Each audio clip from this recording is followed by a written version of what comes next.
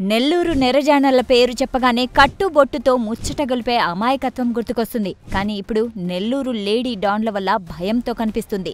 నెల్లూరు నేల మీద ఇప్పుడు వెలుగు చూస్తున్న కొత్త పేరు డాన్ కామాక్షి. చూసేందుకు అమాయకంగా ఉన్నా చేసేవి మాత్రం దారుణాలు, ఘోరాలు. అన్నిటికీ మించి గంజాయి అక్రమ రవాణా. ఈ నెల్లూరు నీలాంబరి 6వ కామాక్షి దందాను చూసి రాష్ట్రం ఉలిక్కిపడుతోంది. ఆమె టార్గెట్ ఎవరంటే స్కూల్ పిల్లలు, కాలేజీ విద్యార్థులు. పుస్తకాలతో భవిష్యత్తు నిర్మించుకోవాల్సిన వందలాది మంది విద్యార్థులను తన గంజాయి ఉచ్చులో పడేసింది. 14 విద్యాసంస్థల గేట్ల దగ్గరే గంజాయి ప్యాకెట్లు అమ్మిస్తూ అరాచకాలు చేయించింది.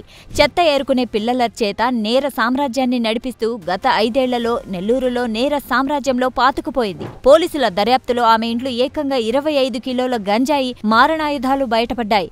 ఈ అరాచకాలను చూసి ఒక మహిళ ఇటువంటి నేరాలు చేసిందా అని ఆశ్చర్యపోతున్నారు. సిపిఐ నాయకుడు పెంచలయ్య ఫిర్యాదుతో ఆ బిజినెస్ ఆగిపోయిందని అల్లాడిపోతూ నెల్లూరు నీలాంబరి రగిలిపోయింది. పాపం పండి దొరికింది.